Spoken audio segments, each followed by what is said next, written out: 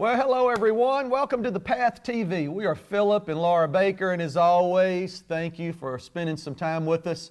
Hey, we're going to have a good time today. We're going to be talking about some very needful thoughts and things concerning husbands and wives, and we're really looking forward to these next two episodes. Hey, as always, wherever you are around the world, we would love to hear from you. Where are you? What are you hearing? What are you enjoying? We would love to hear some testimonies. Reach out to us. We know the Path TV streams all over the world, and we'd love to hear from you. And so, hey, at the bottom during the episode, you'll see our email, info@philipbaker.org. And man, we would love to hear from you. Reach out to us, contact us, and if you have a prayer request, and man, that would be awesome. Be awesome. Absolutely. We talk about, it's called The Path. And we talk about it because marriage is not a destination. A wedding is a destination. Come on. You know, you plan, you have the wedding and it's done. Well, a marriage isn't like that. A marriage it's a journey. You're spending the rest of your life on a journey. And so we're talking about staying in that journey, staying on the path. And we realize that some of you that are looking at and watching this, you know, some of you are on the path, you are skipping along, you are doing great, you are just enjoying life. I'm so thankful for you. Right. But there are some of you that are watching this and you're not even on the path.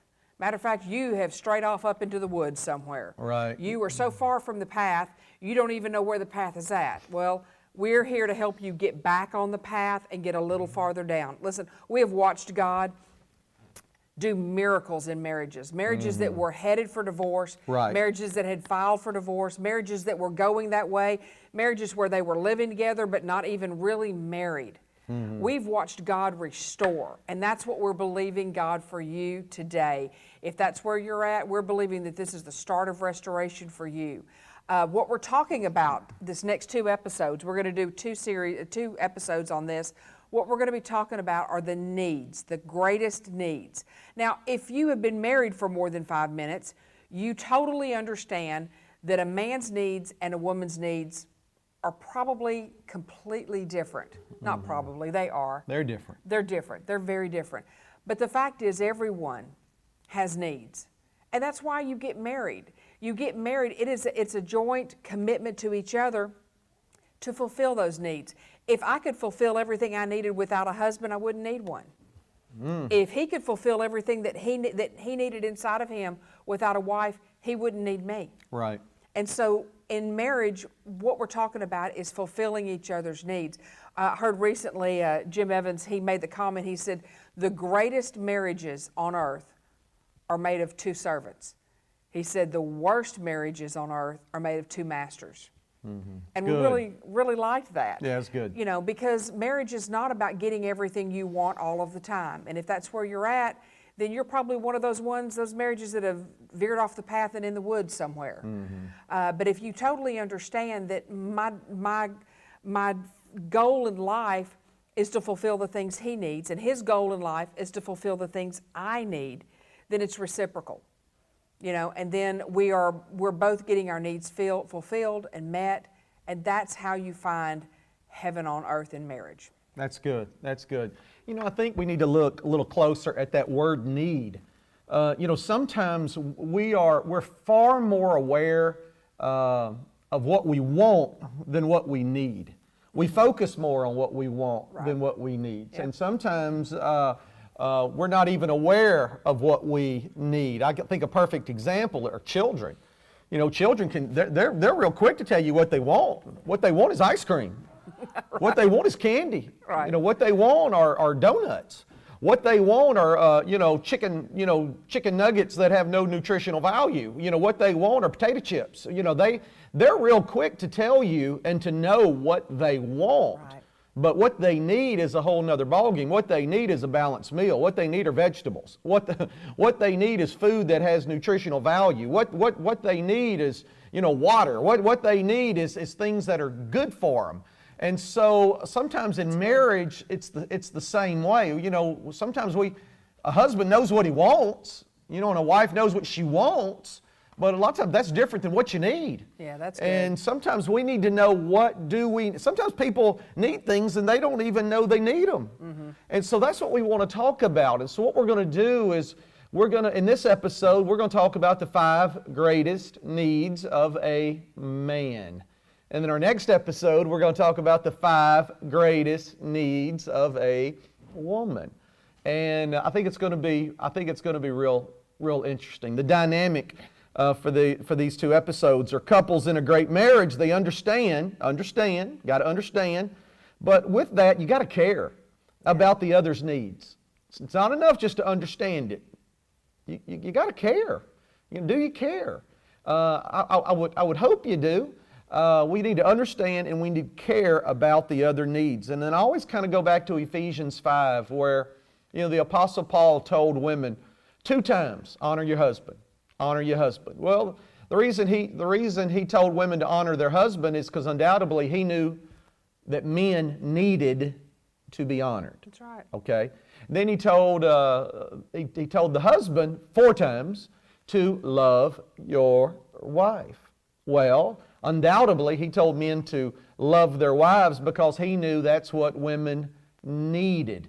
Well, yes, men need to be honored, and yes, women need to be loved, but men need more than just honor, and women need more than just love, and we're going to talk about that in these next 2 episodes.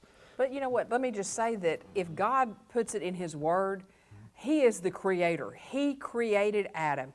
He created Eve. He knows not only what they want, but He knows what they need because He knows what is inside of you, what He placed inside of you. Right. And when you have something inside of you that you need, that's not a weakness. Right.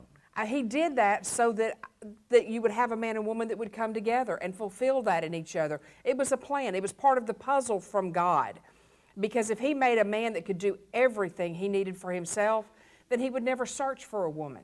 He would never find a woman. If He made women completely self-sustainable, they would never have a need for a man. They would never have a need for a husband. And so since God knows what is inside of us, what He put inside of us, it's okay. Amen? Amen. So let's get into these. And what I want to do is, some people teach these 5 greatest needs of a man, and they want to put them in an order of importance. So, they want to say, because it preaches good. The number 1 need for a man is, boom. And number 2 is, I don't really want to do that. We're going to talk about the 5 greatest needs of a man. And you know what? You can decide which one's more important. The bottom line is they're all important. They're all important. And I think let's just, how about this? How about we just make them all number 1? Okay. Let's just make them all number 1. And that way we can attach importance onto all 5 of them. And let's just do better. Let's do better. So as we get into these 5 greatest needs of a man, I guess we need to be, first of all, we got men listening. And so men, you get to kind of hear maybe some things that you need that maybe you already knew about. Well, it's like, I'm going to say something, you'll go be like, duh, hello, knew that. But then I might say something else and you'll be like, oh, okay, well, yeah, I guess I do need that. And so men, it's for you. But for ladies, you're also listening, and you need to know what the 5 greatest needs of a man are. Some of these, you're going to be like, duh, I already know that. But maybe we can shine a little light on some ones maybe you didn't have a lot of understanding of. And so we understand that, we're talking to men, talking to women, and so listen for yourself and then listen for the other person. Is that okay? Are we good? It's going to be good? Are we good? It's good. All right. Number 1 is, number 1 need, remember they're all going to be number 1 needs, is sexual fulfillment. And the men went, duh, hello. And the women went, duh. Knew that, and the ladies went, duh, knew that, sexual fulfillment. Listen, ladies, men are hardwired for sex. It is in their DNA. It is in their biology. God made them that way. It's what drives a man. Where would civilization be today if it wasn't for, come on, that sexual drive that is in men to have sex. Come on, that produces children. You got that testosterone. You've got the drive. You've got ambition. It's all connected. It's all hardwired. I want you to multiply and replenish the earth, is what he told Adam. It is in us men. And when I say biology, I mean, I'm really think about, I mean, men, and I don't want to get into details. I think we're all smart enough to know what I'm talking about. Men have a river that flows through them. All right? Come on, liquid is being created, and it's a river that flows. All right? It's biology, it's genetics, it's in our DNA, that sexual drive. And it's in us naturally, but I think one of the things that needs to be talked about is, the world system has figured that out. Okay? The world knows, over all these hundreds, centuries, whatever, the world knows that men have a sex drive. And they have figured out what stimulates that. It's already there. I mean, it's already flowing like a river. Yeah. But the world has figured out how to stimulate it. So men live in this world. Because they're visual. Visual, yes. Audio. Yeah. I mean, the world has created music that stimulates it. The world has created visual that stimulates it. TV, movies, billboards. I mean, my gosh, you're driving down the interstate and you look up and there's a woman on a billboard and you're like, hello. The world has learned how to attach food with that stimuli. So you go into restaurants, and you got these restaurants now, come on, Hooters and Twin Peaks and I've never been in one of them, but I know what they are. And they're using that stimuli to create, business. It's everywhere a man goes. It's in the magazines. It's in sports. Come on, it's in, boxing, and you got the ring girls. I mean, we could just go on and on and on. Everywhere a man turns, that what God put in them is being stimulated. And so a man needs that sexual fulfillment in their marriage. And ladies, for you to understand that's the very first thing. And for you to understand that it's not a dirty thing, it's not a bad thing. It was put in him by God. And sometimes the sex drive is not the same in women as it is in men sometimes. And there are women that have a strong sex drive, right. But sometimes it's not the same. What you've got to be really careful, ladies, is that you don't shame him in that. You don't make him feel less than, because it's part of who he is. And you begin to judge that. And because it's not equal, you start putting, a shame game on him. Oh my gosh, is that all you ever think about? Is that all you ever want? And that makes him feel bad about himself. And so you've got to find where you don't discourage that, because it is part of who he is. And it was given to him by God. It's not a bad thing. Right. And then also to say that there are seasons in your life, both male and female, that you have seasons where it's very, very important, and seasons where it's not as prevalent and not as in the forefront. When you're having children and when you go through stuff in your body, and you've got to, that's why communication is so very important. Even concerning sex, listen, you need to be able to talk about things. They're not easy conversations, but you need to be able to talk about it, because it is a very important need of a man. Absolutely. And all the women went, once again, duh. And all the men once again went, duh. What's the next one, babe? Number one need in a marriage, sexual fulfillment. Number one need in a marriage. Go. Number one need for a man, really, in my opinion, is honor. A man needs, it is built in, hardwired, built into a man, that he needs to be honored. Honored. What is honor? The definition God gave me years ago, and I love it. It is celebrating him for everything he is, and not stumbling over everything he's not. Listen, when you're married to a person, that person's not perfect, and neither are you. But one of the greatest needs of a man is to be honored, to be appreciated, to be respected, to be made feel important and significant. Listen, you can say all you want to say, well, he hasn't been acting honorable. I don't want to honor him because he don't act the right way. Yeah. Well, that doesn't fulfill his need. Maybe you're speaking to the wrong person. You need to speak to the person who he can be. And when you start speaking to that person, he'll rise up to that level. When you begin to honor a man, it opens up a whole flood that he doesn't even realize. I think it's one of the things you were talking about. He doesn't realize he needs it. Yeah. But then when he begins to receive that honor and begins to get that honor from his wife, it opens him up to Brings out the best in him. It does. It brings out the best in him. It brings out the possibilities of who he can be. And instead of tearing him down for everything that he's not, because it's easy, ladies, it's easy. We can nitpick anything.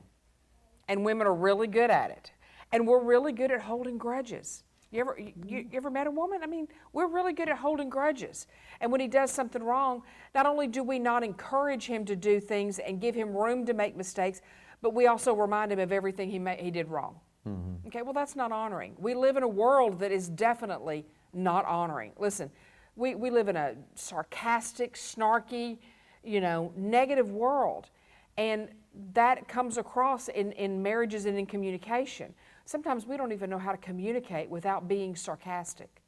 Listen, we've got to get back to true communication, which is sitting down and talking truth without being backhanded and snarky and sarcastic. Honoring is one of the best ways that you can help him to become who God called him to be.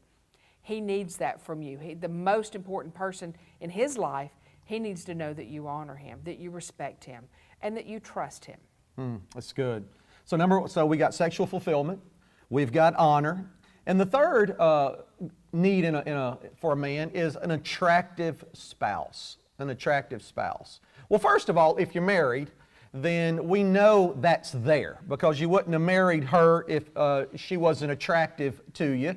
And of course, ladies, you wouldn't have married your husband if he wasn't attractive to you. So we know every marriage begins with that need being met, or hello, you wouldn't have got married in the first place. I mean, you probably remember, I remember when we got married and she came walking down that aisle, and and she had that wedding dress on, and it's cut down, and just gorgeous. Gorgeous. Of course, the first time I ever laid eyes on her, gorgeous. So that attraction is there, and praise God for that attraction. But when you get married, that still needs to be part of the equation. And sometimes, in marriage, there's that old term, we just let it go. She just let it go, or he just let it go. And, we understand marriage, it's life, and, pajamas, and you don't fix your hair, and you don't put makeup on, and, you're slumming it, and you're slouchy, and, and you wear it. Will you please take that shirt off? My gosh, we understand that's part of marriage. But you know what else needs to be part of marriage is being attractive to one another and having those times that you look the best for each other, that still is important, that we remind each other that, hey, you're beautiful. Hey, you're handsome. That's an important part of marriage, and it's an important thing for the husband, for him to be able to look at his wife and see that beautiful girl that he married, all those months or all those years ago. Well, and men have the ability to look past baby weight and this and that. They have the ability to remember that, and it plays in their mind. But ladies, we're not saying everybody try to go out and be a model. Right. We're not saying that. But you are beautiful to him. Everybody has their definition of what beauty is. And really, I think what you're saying, because it gets weird when a man starts talking to women about that. And so I want to talk to you women just for a moment. Do what is attractive to him. You know what's attractive to him. Do the best you can with what you've got. Mm-hmm. Does that mean paint the barn every once in a while? It does. A little makeup didn't hurt anybody. Fix your hair. Whatever is important. Like when Phillip and I got married, he told me up front, we were dating, and he said, look, I don't care what color your hair is. It can be blue, purple, green. I don't care. I don't care if it's curly, because my hair's naturally curly, or if it's straight. That's a big job in Houston to do to my hair. I don't care. He goes, I just don't find it attractive when women have a super short haircut and the neck is shaved and it's just super, super short. He goes, I don't find that attractive. Well, guess what, ladies? I don't get that haircut. I mean, he doesn't find it attractive. I'm doing everything I can to be attractive to him. So when you know that things are important to your husband, you know, and it's reasonable. I'm not saying in the 50s they came home every day at 5 o'clock and the women had full makeup on, hair fixed, perfect clothes. Let's don't get crazy. Yeah, that's, but it is important that you do the things that you know he finds attractive. Wear the things he finds attractive. If he hates the color yellow, don't go buy a wardrobe of yellow. It's kind of simple. It's really not that hard. Do the best you can. And then men, understand. And I think most men can, but understand that, as life goes on, I'm not going to look like I did when I was 20. Hello. I wish I did. I wish I could, but that's not going to happen. I do think men have the ability to look past that and see his wife, the mother of his children, the partner he chose. Right. Absolutely. So sexual fulfillment, honor, an attractive spouse, and what's the next one, babe? Well, we want to talk about home support a little bit. Listen, the home is the man's castle. It is when he comes home, it is a place, and I'm not suggesting that she does everything there. Listen, he cleans and straightens as much as I do. He picks up after himself. I'm not his slave. I'm not there to clean up after him. He has things that are really important to him that I know, and so I try to do those things. He has things that are important to him that he does, and so being at a place, at a home where that it's a safe place. I think men like to know when they're all together, when you've got everybody in the house, that it's a place of peace, that it's a place of comfort. It's a place where life goes on. And women have such an ability to nest and do the best you have. Listen, you may not have $1 million to go buy $1 million home. We don't have that. But I do the best I can with what we have. And when I do things and I clean or I rearrange or I buy something new, he notices it because it shows that I have pride in my home. Right. It shows him that I like what we have built together. It brings an amount of peace to him. Right. He was gone this weekend, and I changed a few things in our bedroom, and I kind of updated a few things. And he came home, and I didn't even tell him I was going to do it. So when he came home, he walked in, and that's what he saw. I think that it made him proud that I love our home. Right. And that I try to bring an amount of peace in that home. Right. And so ladies, work at that. There's something inside of us that nests. It's just like whatever is inside of a man sexually, there's something inside of a woman who wants to build a home and to have a place that's safe, that he knows when he comes in that there's not going to be chaos. Right. There's going to be peace. There's going to be safety. I wrote down that it's going to be clean. There's going to be order. You do the best you can with what you have, and I think men appreciate that. Right. Let's go back to the analogy with the kids. Like she was talking about the bedroom. It was fine with me the way it was. And so that wasn't something I wanted, right? That wasn't something I wanted.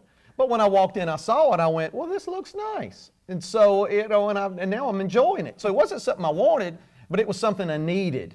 Right. And so that home support, a lot of times you do things, and it's not what your husband wanted, but when you do it, it's like he realizes, oh, I needed that. And so, and he enjoyed it, and it elevates life. And so, home support. And so, anyway, hey, let's just take a quick break, and then we're going to come back and we're going to finish this thing out.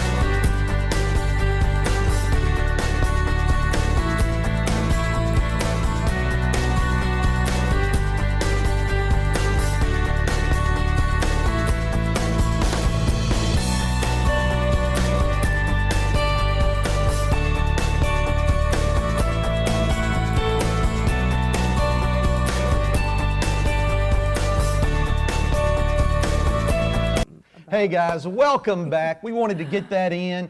That build will bless your life. Absolutely. And go over to our website and sign up for the Daily Move. And make sure, hey, if you've missed episodes, go to our YouTube channel, PBM Phillip Space Baker, and subscribe. All the episodes of The Path TV are there waiting on you.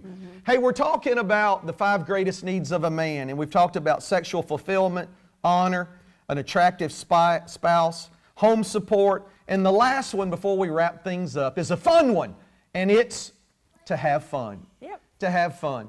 You know, men want to have fun. And I think that's one of the greatest strengths of our marriage is we absolutely have fun together. We do things. We go on adventures. We go on drives. There's nobody I want to have fun with more than her, and vice versa. And I think that is an incredible need for a man. And ladies, if you can learn to have fun with your husband and be a part of that equation, you guys are going to have a great marriage. We love to drive through beautiful country. We'll get in a car, and I mean, we can drive for hours through some of the most beautiful country in the world, and we have a blast, and I enjoy it, and she enjoys it, and we know how to have fun together, and that's such an important part of a marriage. Listen, get involved in what he likes to do. Because when he is in an element where whatever it is, let's just say if it's hunting or fishing and you go, I don't want to do that. Listen, get involved in that.